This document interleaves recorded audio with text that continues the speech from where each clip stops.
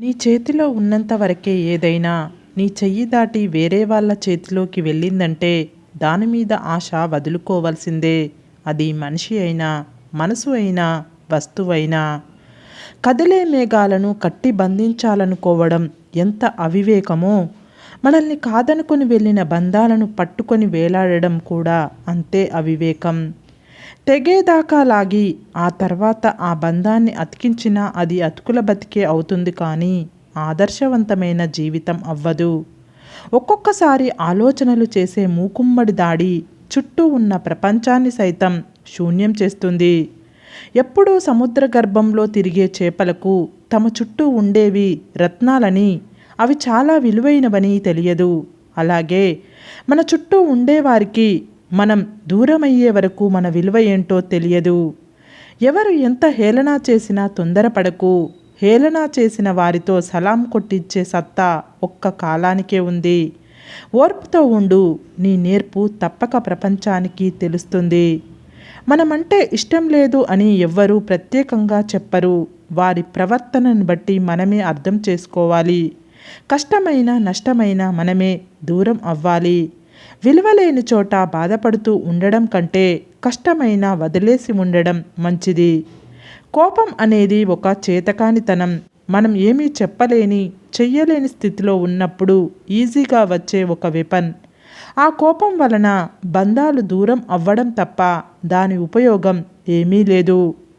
అవసరం లేని కోపం, అర్థం లేని ఆవేశం ఈరోజు బాగానే ఉంటాయి, కానీ రేపు నిన్ను ఒంటరిని చేస్తాయి.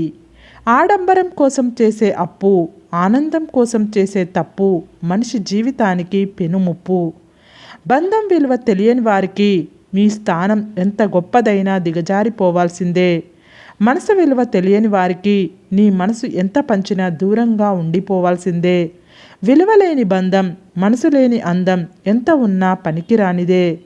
మనుషుల మీద కోపంతో మనసు ఎక్కువగా పాడు చేసుకోకు. ఎందుకంటే మనుషులు ఎప్పుడూ నీతో ఉండరు, కానీ మనసు ఎప్పటికీ నీతోనే ఉంటుంది. మనకి చప్పట్లు కొట్టే వాళ్ళు ఉంటే గర్వం పెరుగుతుంది, విమర్శించే వాళ్ళు ఉంటే కసి పెరుగుతుంది. ఆ ఇద్దరి తత్వాలు మనలో ఉంటే సృజనాత్మకత పెరుగుతుంది. యుద్ధం వస్తే కానీ అంగబలం బయటపడదు.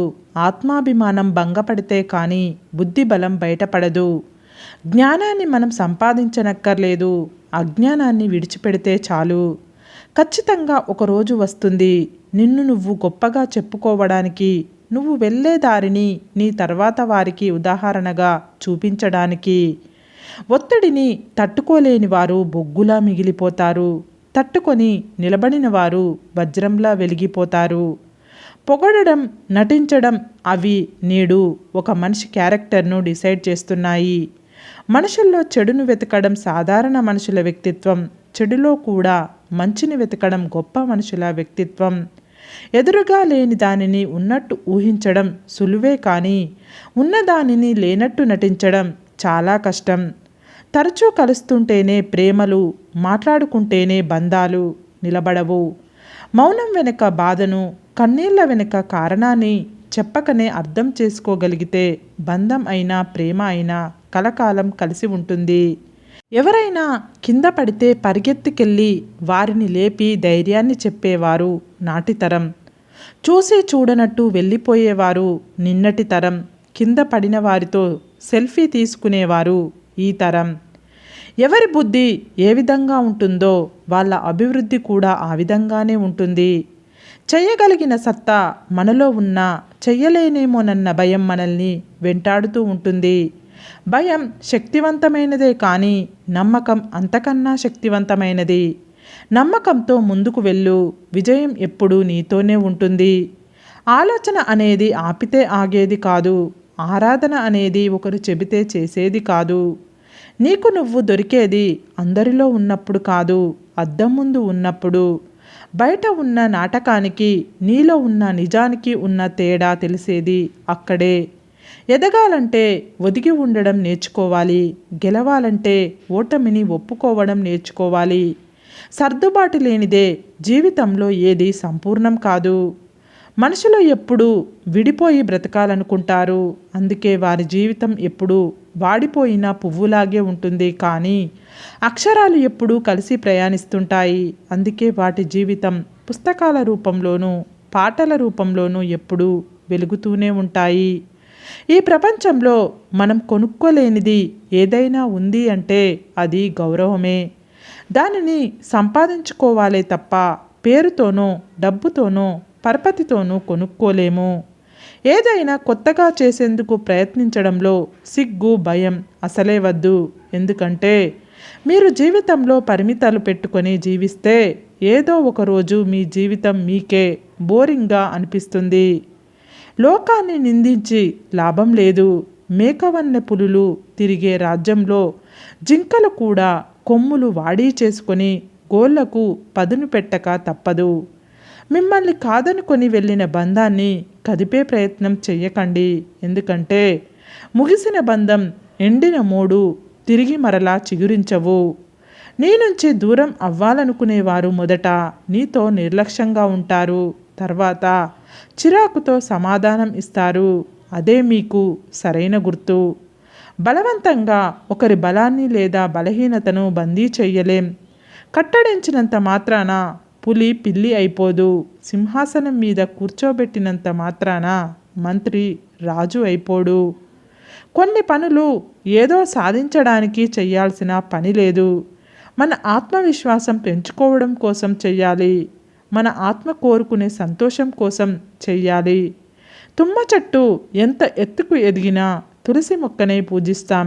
అలాగే చెడ్డవాడు ఎంత గొప్పవాడైనా గొప్ప మనసున్న మంచివాడినే గౌరవిస్తాం. ప్రయాణాల్లో ప్రత్యేకమైనది మనసు చేసే ప్రయాణం. ఎందుకంటే ఆ ప్రయాణానికి తీరిక ఉండదు, తీరము ఉండదు. నువ్వు ఎక్కువగా దేని గురించి ఆలోచిస్తావో అదే మన సంతోషానికి బాధకు కారణం అవుతుంది.